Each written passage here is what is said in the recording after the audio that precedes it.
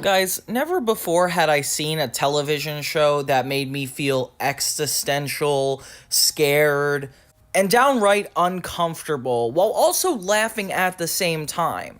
That's the distinction that Billy and Mandy has put into my ecosystem. Many shows have done this horror concept before, like Courage the Cowardly Dog, Real Monsters. But Billy and Mandy, its entire aesthetic is horror, and borderline like Halloween all the time. When I got to the Halloween episode, which is actually the season finale of season 1, I felt like that was the only normal episode.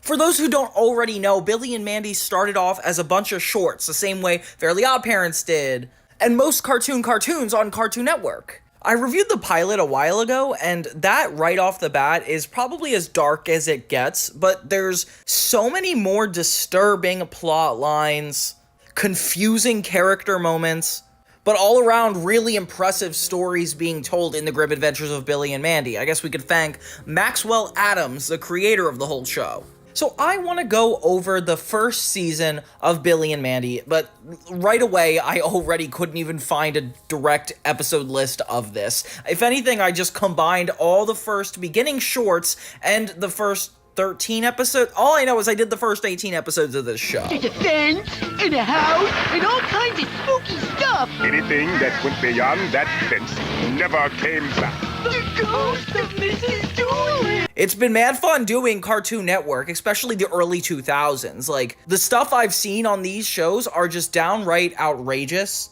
in the most fun way. So without further ado, my name is Johnny2000. Don't forget to hit that like and subscribe. And let's jump into the grim adventures of Billy and Mandy.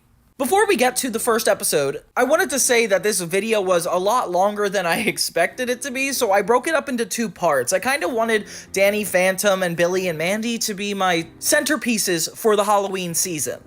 Considering there's a lot more spooky shows in nature than I even could have imagined, it's hard not to talk about this show. Whether it's the hilarious Jamaican Grim Reaper trying to take lives one by one, or a dim-witted boy who gave birth, in a way, to a spider named Jeff, or a really unsettling girl with a hilariously vague and yet immeasurable amount of power that just somehow overrides the Grim Reaper.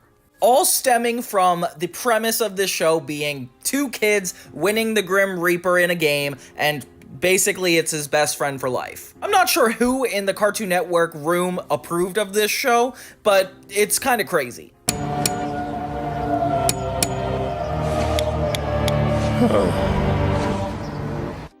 Whatever you do, don't look behind you. Okay, so the first episode of The Grim Adventures of Billy and Mandy actually is broken up into 3 segments. Actually, the first couple episodes are. It feels like it's one of those cartoons before the show was like officially greenlit, and more so playing around with the identity of what they wanted to show to be. And you could tell, it's like very different than even the theme song. Like watching it, it's like the animation is completely new. The premise of the first episode is that Billy and Mandy are hanging out, and it's Billy's hamster's birthday. Mr. Snuggles, his hamster, pretty much dies, causing the Grim Reaper to show up. The animation is so cool with all the dark red and green tones. It's almost like Christmas on fire. The Grim Reaper shows up and he's really scary under these dark shadows, but Billy's not really affected because he's more focused on his hamster. He kind of brings out the insecurities in the Grim Reaper, which is really funny. Like, knowing what I know now about the Grim Reaper, obviously he becomes this like really doofy, codependent, whiny guy that follows the kids around, but at this point he's like self-sufficient. He's been taking people's lives for a while now, and he's just on another trip. His voice is a lot different in this first one. It's like almost unrecognizable to me. Actually, I'm here for the hamster. Oh boy, you brought presents for Mr. Snuggles. No, I'm taking him away. To the North Pole.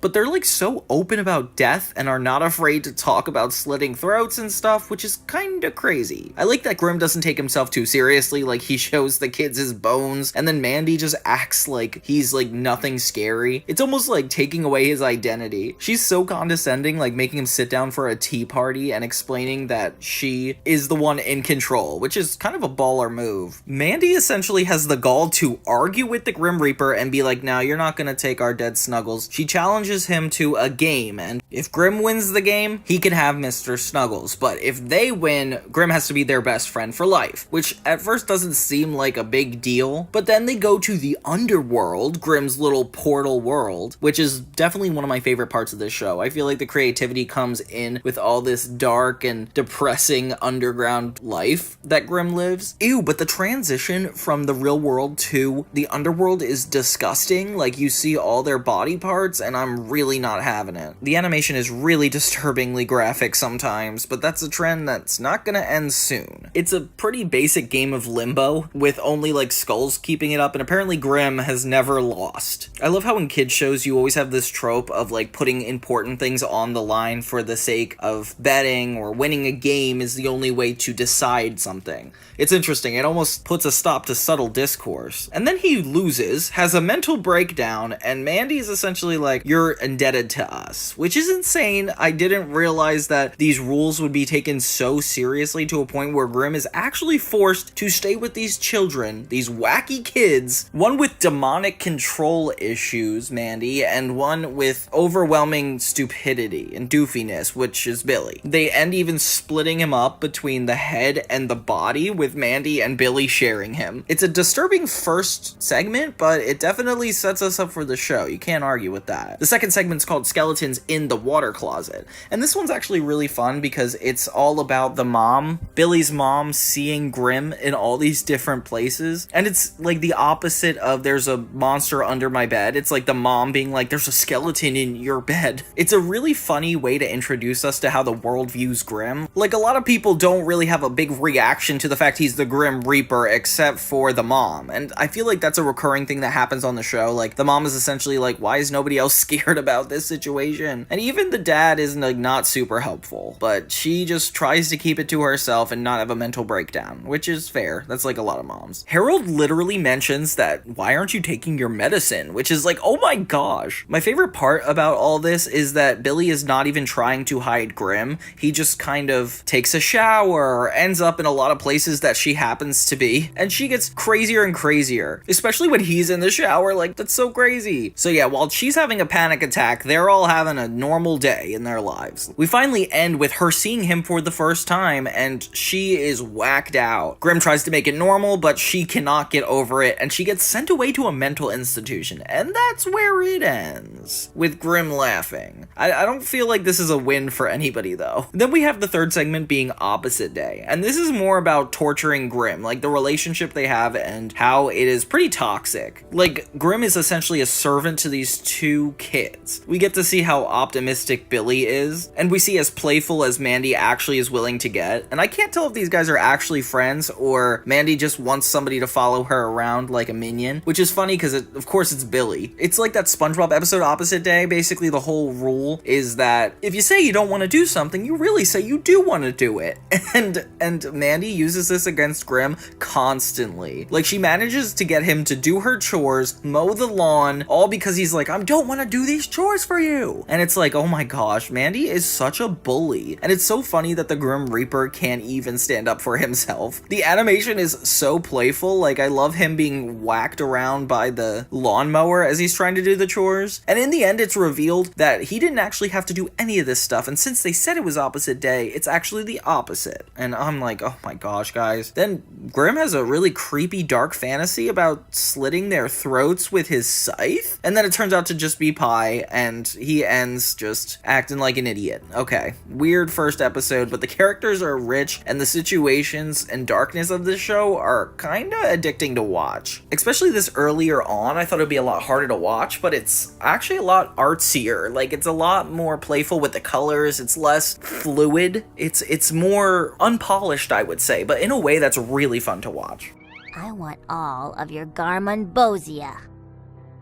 For episode 2, we have another 3 segments, and we really dive into the fun and mishaps that actually can take place while being friends with the Grim Reaper. These are the parts I like because it's the part that makes the show unique from anything else. Like, the underworld, everything that goes to do with this existential crisis is what the grim adventures of Billy and Mandy represent. It almost reminds me of Rick and Morty a little bit, where it has some really dark intentions, but it's mainly a comedy trying to be funny. But they play with interesting ideas. And it looks like from the very beginning, beginning, they did that thing where they have a black void and Mandy comes out to talk to the audience, say one quick thing, and then it's like the show starts. I really like that so much. This one kind of skeeved me out a little bit though. It's like Billy kind of wants to know more about Grimm's powers, so Grimm gives him an example by overshadowing a cat, kind of like Danny Phantom would do. And this cat is so adorable. Milkshake is such a cute name for a cat, and it's so funny because Grimm overshadows him, he dances like the cat, and then in the end the cat just like wipes it off, like he's not even influenced by this. While Grimm and Billy are watching the TV, you can hear a line say, "You've been pregnant 4 times." It's like, what? How did they get away with that? So he gives Billy the ability to do this, or I can't really explain how this is possible. Billy tries to do it with his dad, but just ends up sitting on his face, which is kind of gross. And then he ends up going into Mandy, which is so funny watching Mandy with just like slightly dilated pupils. He goes into Mandy's daily life, so we get a glimpse of her parents for the first time, and then she's acting really wacky like Billy, which is so funny.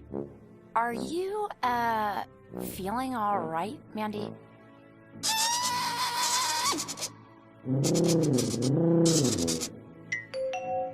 Even kisses her mom on the lips. Like, why did that need to happen, Billy? My favorite montage is when Billy's trying to decide to go into the men or women's bathroom, which is so crazy. The sound effects in this are actually pretty impressive.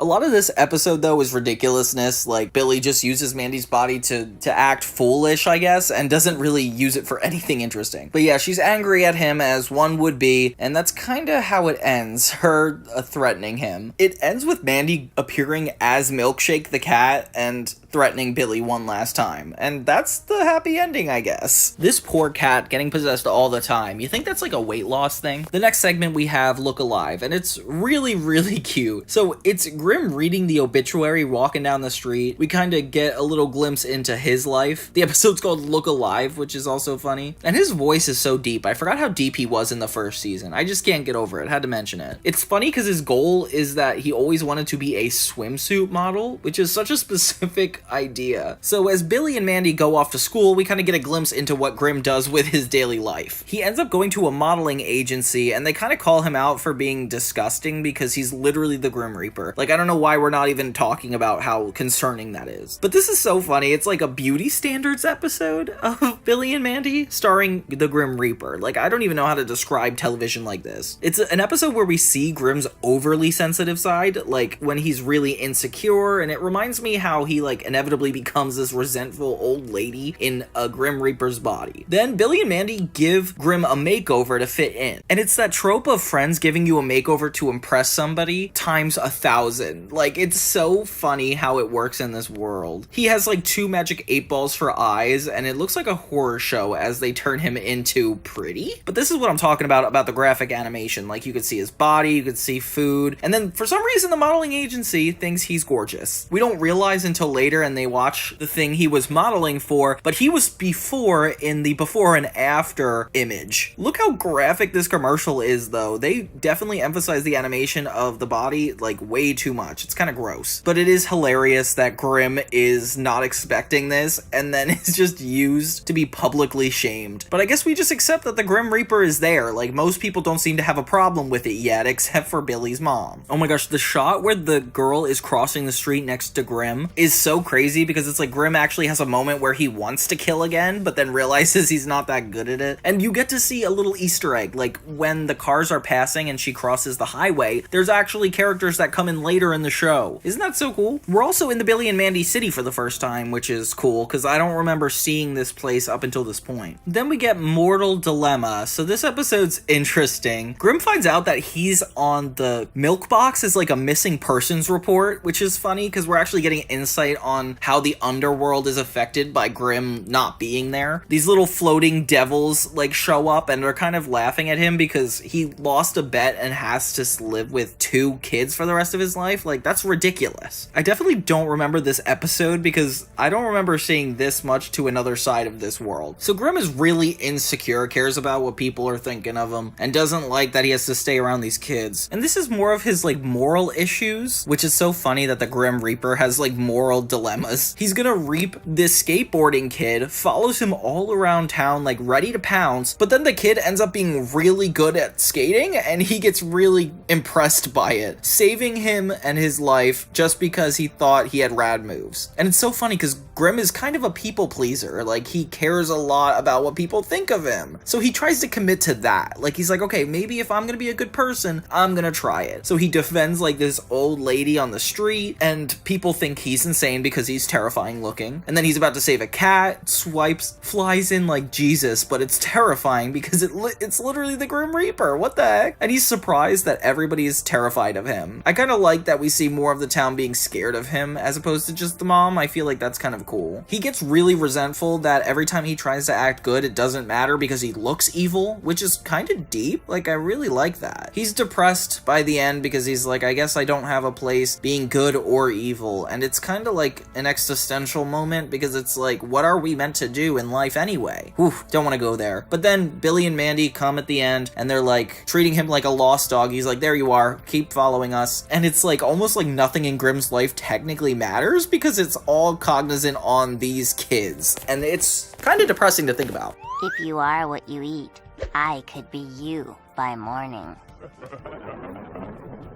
Episode 3, Segment 1 is Fiend is like friend without the R. There's this whole fake series called Dinobinoids, which is like this robotic dinosaur clan, and it's kind of cool, actually. It definitely reminds me of like a 70s, 80s cartoon style that Billy watches. You could tell that the writers in the room probably were referencing like an old action show, and Billy thinks the whole show's about friendship, so he loses his Frisbee in this junkyard, only for a giant portal to appear and suck him in. Oh my god, what the heck? Then they're brought back to the underworld and it's kind of vacant right now. It's always just like a really weird neon color in the background and then just a platform. Like, I feel like that's all the underworld is in these early episodes. They meet Nurgle, who is a consistent villain on the show, and I didn't realize he was this early in the show. Oh, and they talk about this being the center of the earth. I just don't understand why the floor panels are so nice for being the center of the earth. But this all reminds me of the pilot when they do that dare in the limbo competition. Like, it's cool that we're back to something like that. Nurgle says that he's been watching them, which is definitely scary. And he's taking Billy and Mandy from Grimm to have them be his best friends. Which is like, what is the whole context of the universe in this? Like, they just want friendship? It must have been some time since this limbo competition because they act like they've been together for like a year. Like, the way Nurgle talks about how long he's been watching them, it's interesting. This is where Grimm is put in a position of power. Basically, Nurgle takes them, and he has the ability to stop him, but he doesn't. He's like, okay, yeah, if you want their best friends, then they are your best friends. So he's essentially able to get out of his deal, it seems. But then when he goes back into the real world, he realizes it's not all it's cracked up to be, and he's actually a lot more lonely without Billy and Mandy. Meanwhile, they're hanging out with Nurgle in the underworld, and it's just kind of Nurgle torturing them. I feel a little bit bad, though, because it's like, they're just gonna be trapped underground for the rest of their lives. Like, no school, no anything. And Grimm actually ends up having kind of a conscience, seeing one of the Dinobinoids toys that Billy has, and he realizes that he actually misses the kids. Aww. And it's so funny because it's like his emotions are like his biggest weakness. He ends up going back to Nurgle, confronting him, and saving the kids, which is kind of a relief for Nurgle because he was not liking them anyway. Oh, it kind of culminates in this giant fight between the two, but Mandy ends up stopping it just by kicking him in the knee. Yeah, this was the first like genuine episode with a good ending and sweet. Oh wait, it's not that sweet because it ends with Mandy playing with Grimm's bones just to show that she would rather use him than let somebody else use him. I guess moral of the story. The second segment we have Recipe for Disaster. And then this is kind of funny because it's like they're all Girl Scouts, kind of like Ed, Edd and Eddy, and Grimm is even one of them too. Like, why? Suddenly nobody's acknowledging Grimm again. I guess nobody's scared. This is just normal. It kind of keeps going to and from that a lot. This one kind of freaks me out a lot because it's all about them needing to get a good recipe for the Girl Scout troop or the Penny Scout troop. I'm not sure what they're actually calling it. Mandy reminds me a lot of Megan from Drake and Josh, like the deviousness and like the stoicness of their emotion. Like, I don't know why, it's just kind of scary and reminds me of that.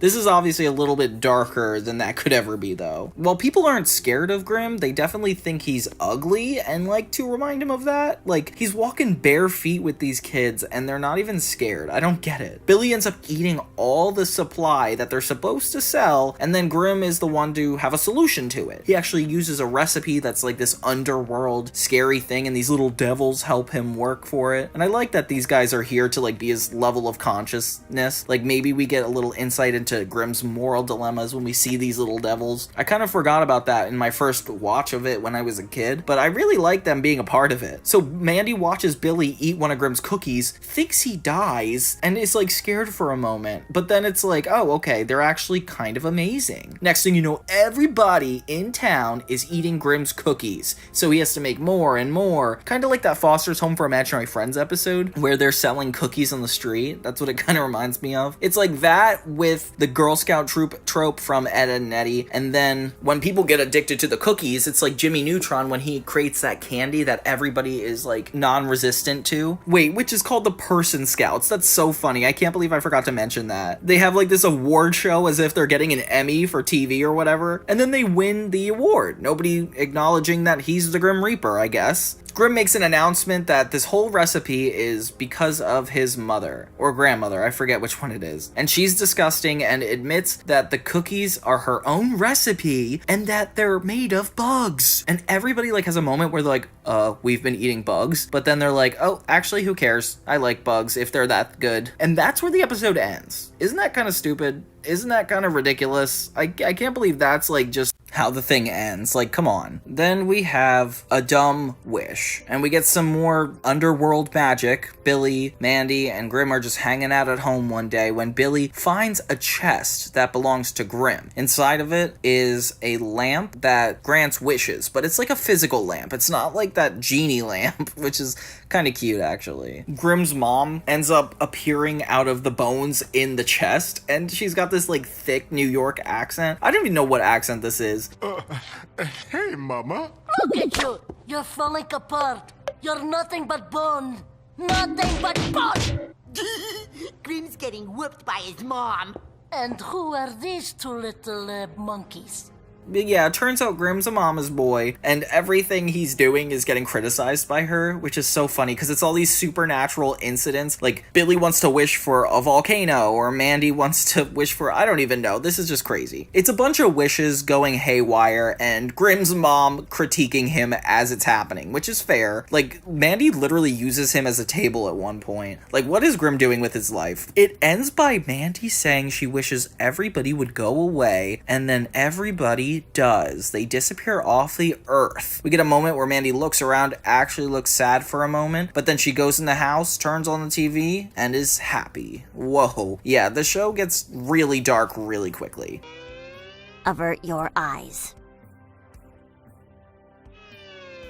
The next episode is called Grimm or Gregory. So I actually did a retrospective on the Halloween episode of Billy and Mandy, which is really funny that there's another Halloween one. But you could argue that this entire show is Halloween themed. So everybody's going out trick-or-treating. We get a little glimpse into one of the black and white soap operas Grimm watches, which is kind of funny. Billy pops in dressed as a mummy, scaring Grimm to death, ironically. And then he falls for this Elvira-like actress on TV. It's kind of in the style of Dracula. That's why he's attracted to her. I think it's so funny that, of course, you have to have the Grim Reaper attracted to somebody as dark and mischievous as, like, a mythical creature, you know? So they all go trick-or-treating. Of course, Grimm resents all of this because he doesn't even want to be their friend. And the town is just as creepy at night as it is in the daytime. Grimm thinks that he sees Elvira, but it's just somebody dressed as Elvira. And it starts this whole accidental swap. So this woman with her son named Gregory went trick-or-treating,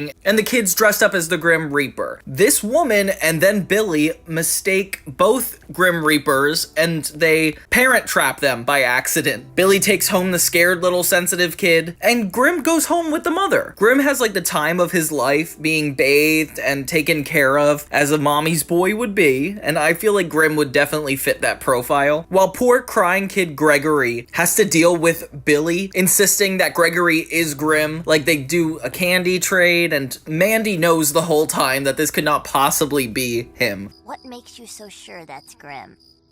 Yes! I'm just wondering how Grim got so short. And it's so funny when the mom is trying to tuck Grim into bed, and at first he's like debating letting it go and like just scaring her or going back to where he came, but then she hugs him and he feels for a moment. Oh my god, this poor depressed Grim Reaper. Did you guys ever trade candy? I like see Gregory, Billy, and Mandy doing it, and I like have major nostalgia. Like we used to do candy betting. We'd put like our favorite candies in the pile, do some blackjack, and then the winner took it all. Like I loved Halloween for that reason. And this poor kid Gregory, like of course he reminds me of Jimmy from Ed and Eddie. Like he's so sensitive and emotional up until Billy pulls the mask off of him. And of course Mandy's right, this is not Grim. And just when Grim comes to terms with the fact that he might be experiencing love for the first time, the mom gets a knock on the door, and it's her actual son Gregory. She's obviously horrified because she just bathed the Grim Reaper, and Grim is majorly upset because he almost experienced love. And it's kind of dark and depressing for Grim. Like you see all this yearning for affection, but his people-pleasing skills always put him in such a bad predicament to a point where he's devoted his entire life to keeping a promise to these kids. Like it's ridiculous. But yeah, overall fun episode. I like that it's Halloween based without necessarily being a whole special. And of course it has to end bad for Grim. That's just how it goes. But Grim and Billy's mom both seem to get the short end of the stick, especially in this next episode, Grim versus Mom. So the kids and Grim are all playing board games, and I guess Billy's dad Harold just doesn't acknowledge the fact that Grim is the Grim Reaper, or he just doesn't care, and his mom comes back from the mental institution she was taken to a couple episodes earlier, which, how are we just gonna brush past that? The dad does not look too excited to see his wife back. Like, I don't know why it's so hesitant. He introduces her to Grim, but his name in this is George. The mom instantly recognizes him, but tries not to acknowledge the fact that nobody else can. I feel like she's always the smartest person in the room, just because she's, like, balanced, I guess. And she acts super hostile toward Grim. I mean, fair enough. Last time she saw him, he got her sent to a mental institution, but now he's just casually ever present. I didn't realize we acknowledged this so much early in the series. I thought this was just like something we accepted and that Grim just existed, but it seems like they're really like working us into the universe and accepting Grim as just a casual part of society. Then they go to bed. I don't know why they're all laying in the same bed when Mandy has different parents, and Grim goes down to get a snack when he's confronted with,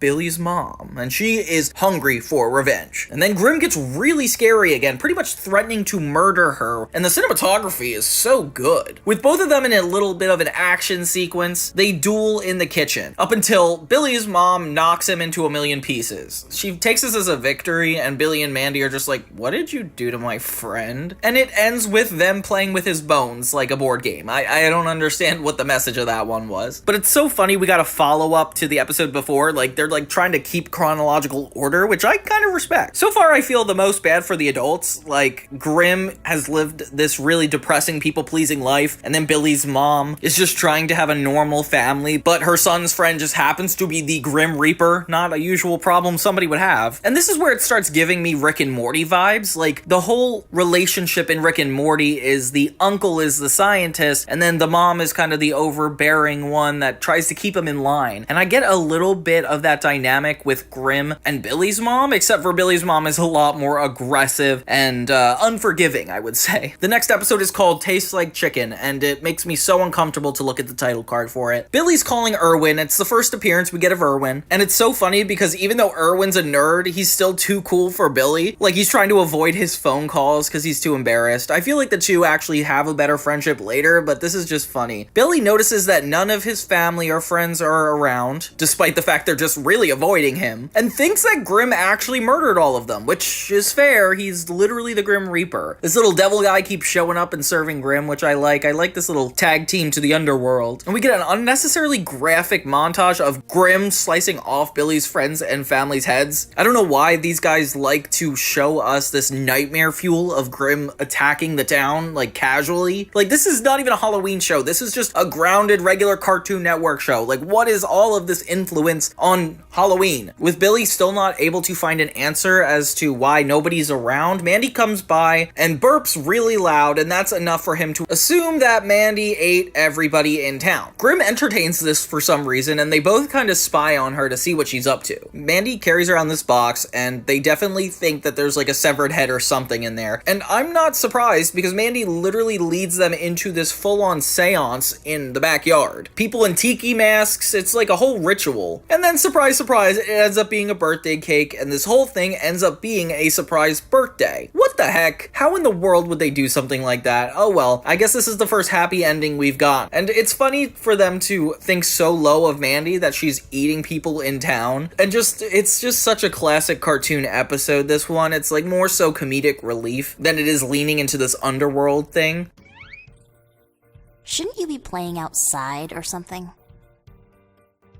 So the next starts with something stupid this way comes. And this one's actually really funny and kind of rooted in a little bit of reality. Billy, Mandy, and Grim are just hanging out when all of a sudden a circus emerges from the underground. And this is where I'm starting to question the genre of the show, because Nurgle comes back. He's like this circus leader, and he's a part of this whole carnival. And it makes me wonder, like, if this were an action show, like, kind of like Kids Next Door, like, they have these recurring villains, monsters of the week, that the kids kind of have to team up against to take down. I feel like that's an action show. While something like Ed and Eddy is more of like a comedy. Like, they're getting into hijinks, but nothing really escalates to the point of like death. And Billy and Mandy is like somewhere in the middle where I can't even categorize it. Cause like sometimes it's a horror show like Courage the Cowardly Dog. Sometimes it's a comedy like Ed and Eddy. And then other times it's just, it's so unique and also repetitive of all the stuff that was on Cartoon Network at the time. But like, that's not an insult, it's just crazy to think about. The Grim calls out Nurgle for like, what is he up to? And Billy and Mandy aren't necessarily happy to see him, since last time he saw them, they kidnapped him. He reveals that he only really wants friends, and that's the reason he acted this way, which is so funny because it's like a parody of real life when somebody is like trying to be a good person, but is also resentful that nobody accepts them for who they are. Like, I don't know, like people that try to make friends without necessarily deserving the friendship. And the episode actually switches formats. It starts to be this training video montage called the 5 C's of Friendship. It reminds me of the Krusty Krab training video from SpongeBob, if you remember that. Number 1 is cleanliness, so they try to get Nurgle to clean up himself, and it's graphic. Then we have consideration, where Nurgle just is nice to Mandy by not saying an insult, which is funny. He tries to compliment a little girl, but then it turns out her face is the same that the reflection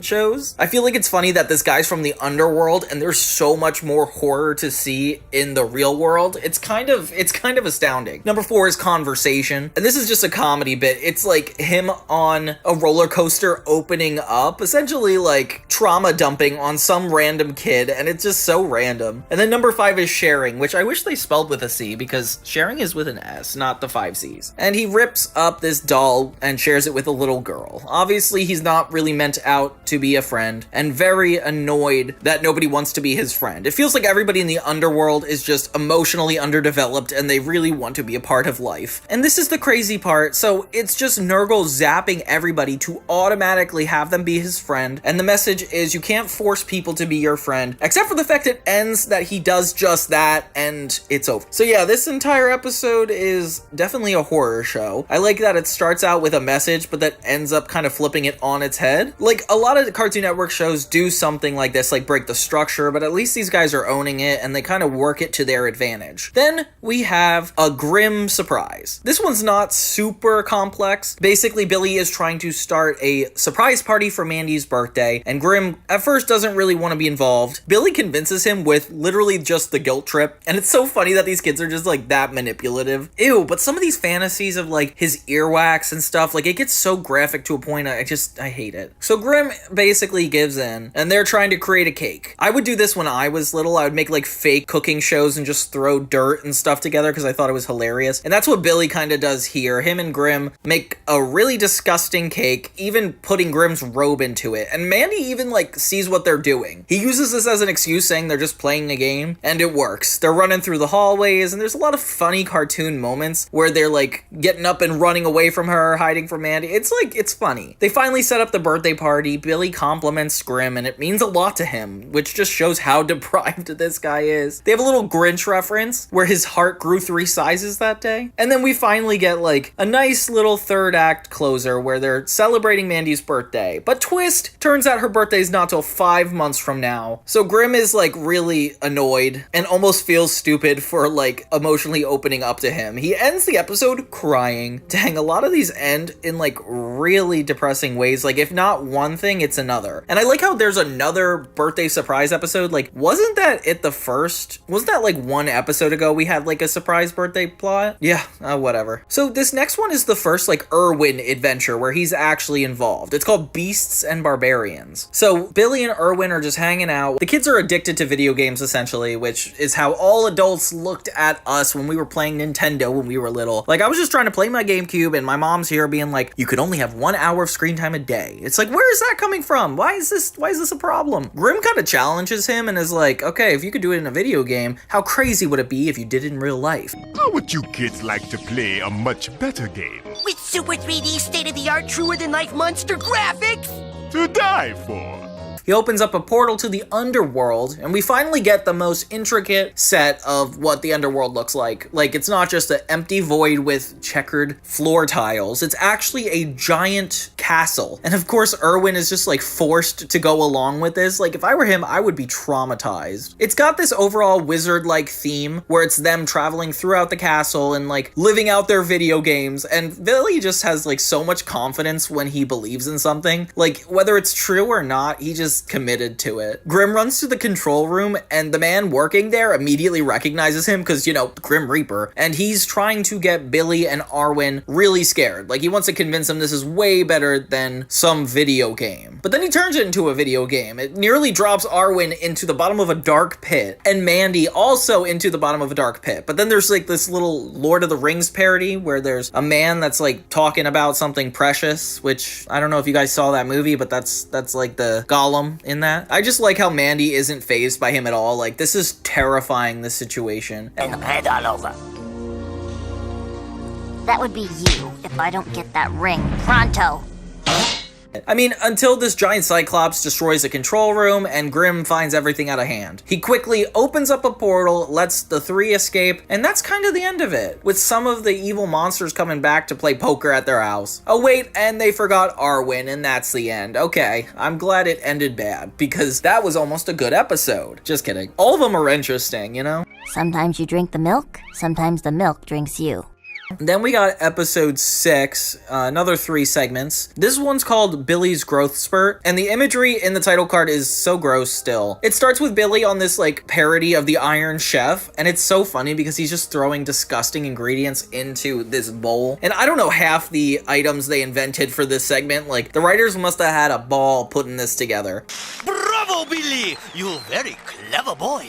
Gut bomb! Pickle loaf! Head cheese! Chocolate syrup! Grape soda! And pie! Billy is getting a lot funnier as the episodes go on. Like, he's dim-witted, but like in new and fun ways. Like, he reminds me of Ed, like the tall one from Ed, Edd n Eddy, where he's just like blabbing and like laughing and just doing nothing throughout the whole episode. But at least Billy kind of has a trajectory he goes on and a little bit of interest in the things he's doing, even though they end up being like super dark and scary. Billy eats way too much sugar and sweets and almost is super sick. Grim remembers that the same grandmother from earlier had this little recipe that was meant to cure this kind of sickness, but they need one ingredient, causing them to go into this giant warp zone into the underworld. And it's like they're just adding new rules of how they get there. Like, once it's a portal, and other times it just is a scene transition. Like, I don't know what the rules of this show are. With Billy still suffering, they finally get the ingredients and give him the antidote. But it doesn't actually make him better. It makes a giant eye grow out of his back. And this is where the show gets a little too much for me.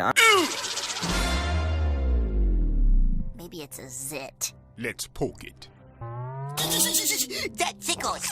I'm trying to look away here, but it reminds me of the Zit episode of Wizards of Waverly Place. Like, remember when Justin had a Zit that could talk? Yeah, that's kind of like this, except this gets a little more gross. Like, it starts acting like this little gremlin and following Billy everywhere it goes, eating just as much as him, and looking more like him by the day. It's almost like a second head, but growing out of his back. And it's not pleasant to look at, I'll tell you that much. Billy's eating as much as possible, and Grim and Mandy don't know what to do, essentially, until Grim realizes an anecdote that his grandmother made, which I don't know if I would trust that recipe considering what it just did. The little guy attached to Billy realizes what they're trying to do with the soda and pretty much escapes. He jumps off Billy and reconforms into his own being. Ew! So yeah, naked little Billy's running around and biting Grim on the butt until Mandy finally gets the drink to it and it evaporates. Or melts, or I don't even know what to describe this. Point is, it's over. Billy takes the bag with the disfigured extension of himself and eats it. The end. Yup, yup. Ugh, God. Okay, well, that one was a little disturbing, a little more disturbing than I thought it would be, but definitely had some funny moments. Like, the shock of it all, I feel like, is interesting. It reminds me of, like, an episode where somebody would be babysitting and things go wrong. It's kind of like that, but with Billy. Ooh, the next episode is called Delgado, Spectral Exterminator. I used to love this guy. There's something about a big buff man running around trying to get extraterrestrial beings that's super funny to me. I've been bitten by ghosts, haunted by mome rats, and slapped by vampires. I think I've earned a free hot dog. His voice, too, is hilarious. Like, his character is so earnest and intense that everything he delivers is kind of like Alec Baldwin-style dramatic. So when he gets more ridiculous and insecure, it's like such a weird contrast. So they're all going on a field trip, and of course Grim has to come along. We're just gonna pretend like he's not the freaking Grim Reaper here. And they're checking out a museum, and Delgado sees the Grim Reaper and actually has a problem with it. Look at this napkin. Have you seen this creature? Finally, somebody normal. He thinks that Grim is capturing the kids, when really it's the other way around. Delgado takes one of the kids, and this kid is so funny. He's kind of as dopey as Billy, but more so scared. He points Delgado in the direction of Billy and Mandy. Meanwhile, Grim, all three of them go to check out the dinosaur exhibit. The dinosaurs come to life as if Grim did some supernatural thing, and they have this whole dance number. We'd like to sail the ocean, cover our rough skin with lotion, but we can't, cause we're extinct. We'd love to toast a bagel, look at paintings made by Nagel, but we can't, cause we're extinct. Which it's kind of cute. I like how good these guys are at dancing. And the puns about being extinct are kind of gold. Delgado confronts them and tries to destroy Grim, obviously getting information that he is captured by the kids, not the other way around. Haas laughs a lot because it's kind of funny, and I admit it is, looking at these two little kids knowing that he's in control of them. As he runs out in a dramatic montage, he reminds Grim that he's not going to just let him loose, he's going to keep an eye on him.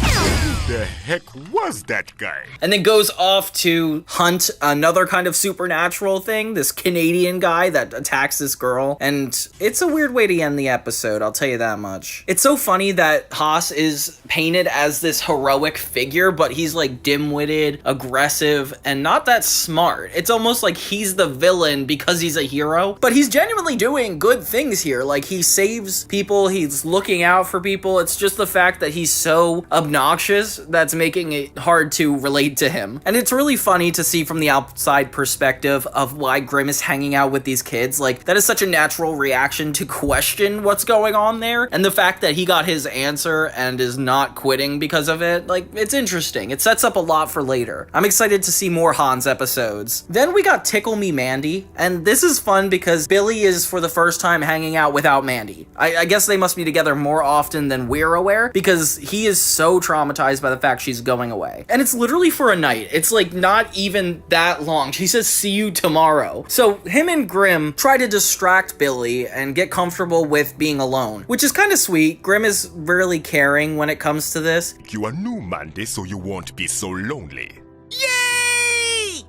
How? He's basically like, let's create a new friend for the meantime. So he gets a bunch of random knickknacks from Billy's room, does some supernatural twist, and tries to make it in the likeness of Mandy. Suddenly, Billy is no longer missing Mandy. Well, I mean, at first he's terrified and hides from it, but then, at first, it makes up for Mandy. They play hide and seek, coloring, and it bullies Billy, just like normal Mandy would. Play!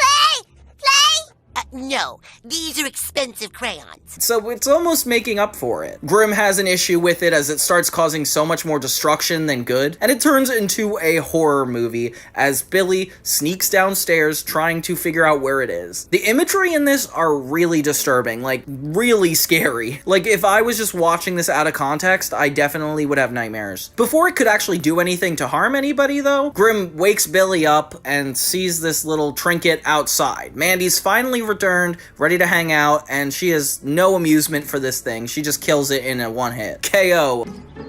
And by the way,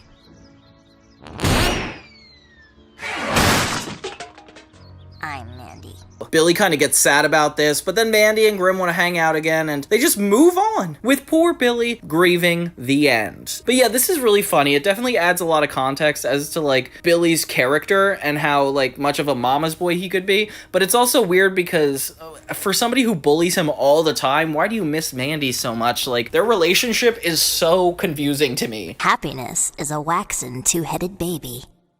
Okay, so for the next episode, we have Billy and the Bully. I think it's episode 7. Okay, so for the first time, we're at Billy and Mandy's school. It's season 1, and I guess we're still getting introduced to the places. Introduced is not a word, though. Okay, Spurg the Bully is in it for the first time, which is a really funny character. I remember him coming in a lot in the later half of the series, but it's cool that he got introduced this early on. So basically, Billy is getting bullied by Spurg, and him and Arwen are both suffering pretty bad. Mandy kind of makes fun of him, and the only thing he can do to defend himself is hold his breath. Well, I think you deserve that, Billy. That's just gonna happen. So Grimm's advice to getting bullied is that sticks and stones may break your bones, but words will never hurt you, which we've all heard growing up, I'm sure. And it's funny that we're hearing this from the literal Grim Reaper, like the underworld advice, I guess. But it's funny because he doesn't go to his actual parents, he goes to Grimm for advice, which I find nuts. And Billy kind of tries to go in the next day with this mentality, seeing Spurg right away, and he is terrified.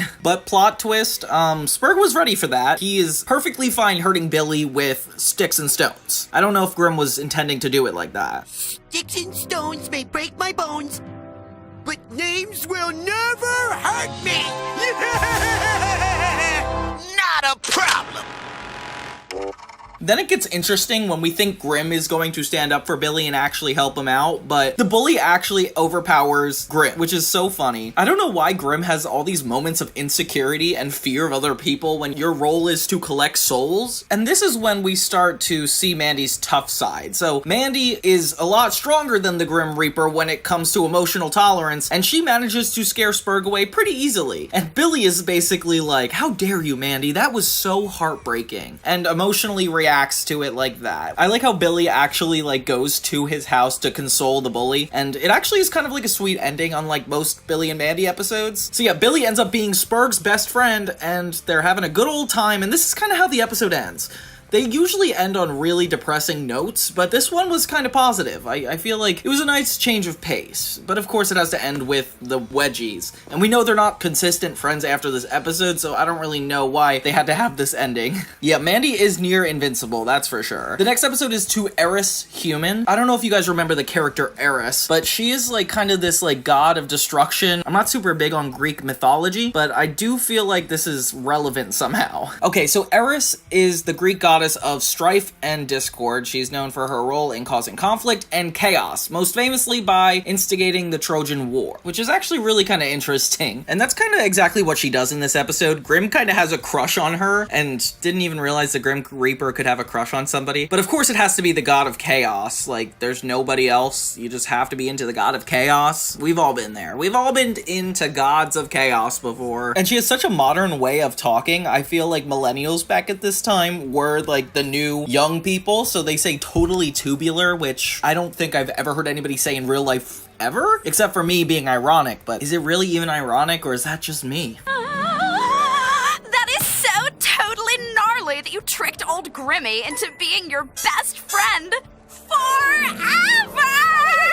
But she's really funny in this. I don't know why. She's just like, her animation is really funny. I feel like the writers have to be making fun of themselves at a certain extent because it's just ridiculous what kind of scenarios they're pulling out of nowhere here. But yeah, Grim gets jealous because Eris is all into this other guy and ends up befriending Mandy because, of course, Mandy is definitely chaotic herself. So the only way Eris is able to cause destruction so easily is this golden apple that when she throws it at different places or things, it manages to cause destruction. Of course, Mandy is into this idea at first, but really, Eris is kind of outshining her. Not cool, especially if you know who Mandy is. She insists her number one rule is that anybody could be pranked. So, of course, Mandy uses this against her. Mandy gets back at her by getting the guy she likes, Adonis, into the quote-unquote theater, and the way she kind of tricks Eris is by telling her Adonis, this guy she likes, is in the theater, when really it's Grim. So she tricks her to go in and sit next to him, and it turns out not to be what she intended. Mandy reminds her that anybody could be pranked, and that's kind of the moral of the episode, that Mandy is always right, I guess. And Grim got a good kiss on the cheek, so I guess good for you, Grim. This episode is really good at capturing the diverse world of darkness, I guess. There's some really evil and terrifying characters in this universe, and I feel like having a whole episode for Eris, just coming off of that whole episode with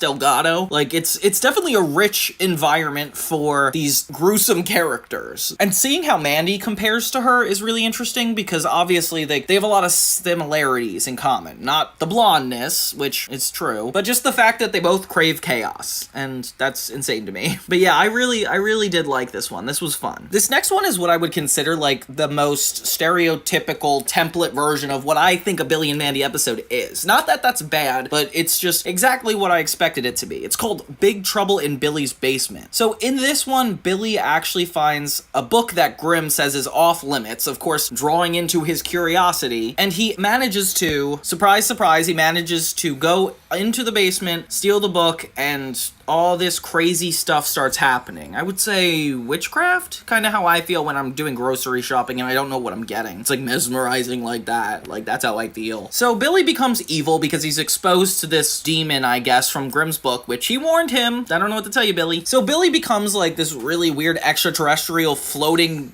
Goku of sorts, and he actually could start talking a lot easier as opposed to the normal Billy noise he makes, and it kind of sounds a lot more like Billy's dad. But it's cool. It's nice seeing Billy in like a threatening setting, and exactly, like, this is the underworld affecting him in daily life, which is exactly what they go through in the Grim Adventures of Billy and Mandy. And this Billy is determined to get Grimm's scythe, which I find crazy. He does it pretty easily, and Grim is just easily beaten up. Like, he is the target of everybody. I don't know why that's so funny to me. Maybe because he's supposed to be threatening and it just doesn't work out. Hello? Yeah. Come on over. Who are you calling? What are you up to now? Yeah, and this is when everything kind of goes haywire. Like, so far we haven't had the issues of the Grim Reaper affecting the world as much as we do, like, right here, right now. Like, the entire house Billy lives in starts going green, and they need to call in Delgado to help defeat the supernatural, because Grim can't. I don't know why Grim is just, like, incapable of solving his own problems. And of course, Delgado, every time he sees Grim, he has to beat him up, which, it's not fair. We all have those people in our lives, though, don't we? But yeah, the supernatural house can only be stopped by Delgado. And it's so funny, they ask, like, if it's normal that his house looks like that, and of course it's not. This gives me, like, Monster House vibes, or, like, It. I'm not sure if you guys remember, like, they had, like, the haunted house that they went in, and this is, like, kind of a good parody of that. That was, like, a big thing in the 2000s, I feel, like, horror stuff where it was, like, possessing houses or places, and the fact that Billy is, like, the spectacle in the house is even more scary. He opens up a portal to the underworld, but this actually ends up being the thing that solves the problem altogether. Like, it's not a long episode in that we're fighting Haas and Billy. They learn quickly that if the book is thrown into this portal Billy created, it'll stop everything. So Billy ends up not letting it happen by eating the book. Okay. And then, of course, Mandy throws him in, meaning that it actually fixes everything. And it's funny because we're, like, actually worried if Billy's going to die because this show never has good endings, and we do get to see him pop back up. Wait for it. Wait for it. Wait for it. Wait for it. Wait for it. Wait for it. Wait for it. Wait for it. There we go. Welcome back, Billy. Yeah, and that's the resolve of the episode. Dance. Dance like you've never danced before. Okay, as if enough cartoons don't have this type of episode already, we got Battle of the Bands, Season 1, Episode 8. Okay, so it starts with Mandy criticizing Billy's dad for Billy's focus, and of course, he doesn't have focus either. Come on, Billy's dad. And Billy ends up wandering off into the garage of the neighbors, which is Spurg. Spurg has a band called Purple Filth, which I wish I had a band named Purple Filth. I think that would be a great name. He learns that they're prepping for a Battle of the Bands coming up. Spurg doesn't really want Billy to be a part of it, I mean, given the fact that his only instrument is armpit farting. So he actually wants Grimm to be a part of it, which is funny. I didn't realize this was the episode that people started acknowledging Grimm and letting him be like a part of their daily lives. We learned that Grimm is actually a super good guitarist, and he played Stairway to Heaven in high school, which is a really funny reference to think about. Like, the Grim Reaper played Stairway to Heaven. Like, that's crazy. That's not a coincidence. And he is absolutely shredding it on the guitar. I did used to play that Stairway to Heaven thing in high school.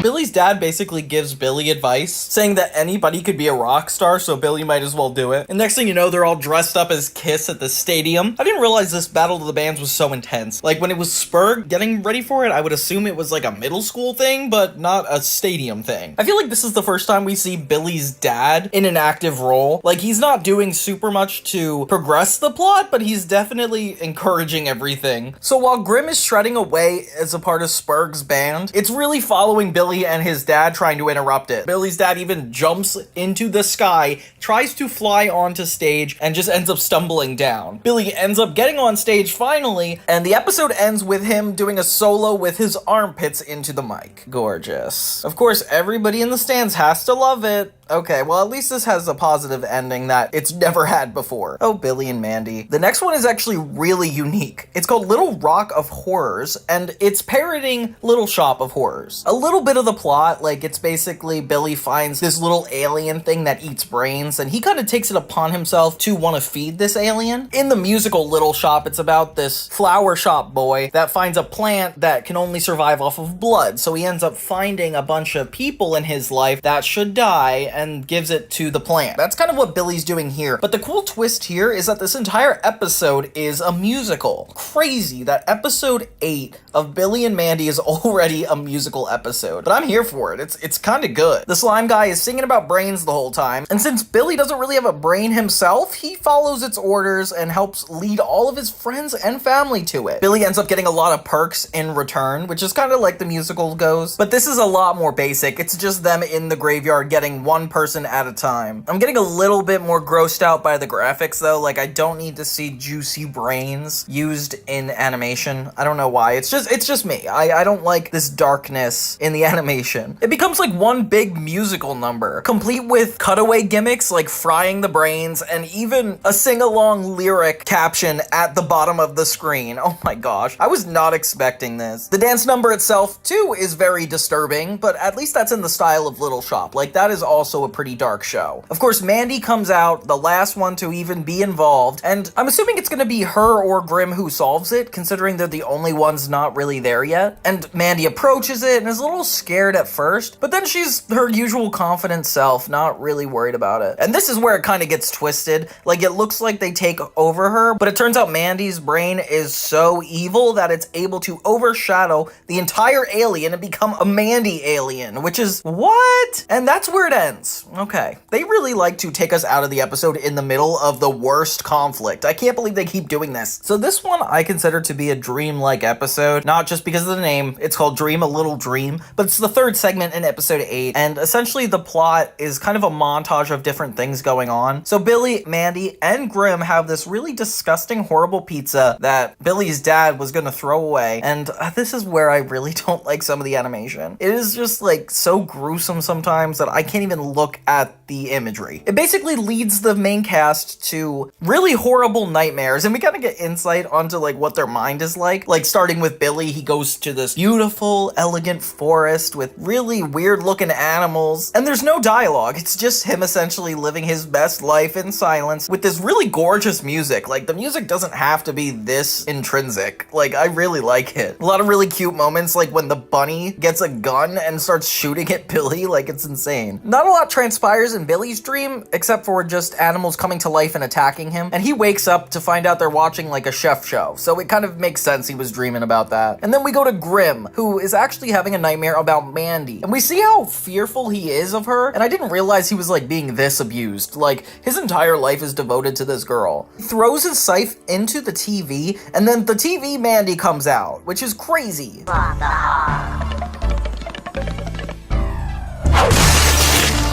It's not clear at first that he's dreaming until this happens. Next thing you know, we get a checkerboard floor, and his nightmare is Mandy pulling off her head, making different Mandys, and marching toward him. I don't know why he's so scared of this little girl, but like, Grim needs to get a grip. Mandy's dream is a little bit more like Billy's in the fact that it's kind of silent, but it's more so her becoming a huge dictator in charge of all the underworld and all the evil beings around her. It's kind of beautiful how she manages to orchestrate all the bats in this dystopia to dance for her. Like, I don't know why she's just such an interesting character. The episode cuts away to Billy and Grim not being able to wake up. Mandy eats another piece of pizza, and that's where the episode ends. Okay. Yeah, I guess that was normal. Sometimes this show just takes us on a wild journey just into nowhere. Like, it's not character development. If anything had to translate to the next episode, it wouldn't even work because every ending is negative. I don't know, it's not really a bad thing, but it does scare me a little bit.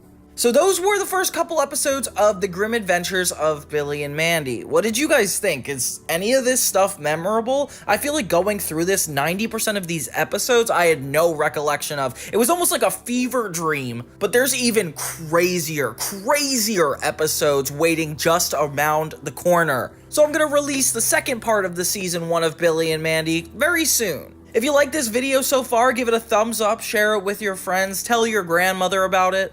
And make sure to spread the word so that way the first season retrospective could actually be worth jumping to the second season. In the meantime, let me know how you guys feel about my cartoon retrospectives. I know they don't get as much clout as my teen retrospectives, so it'd be really awesome to see how I can improve that.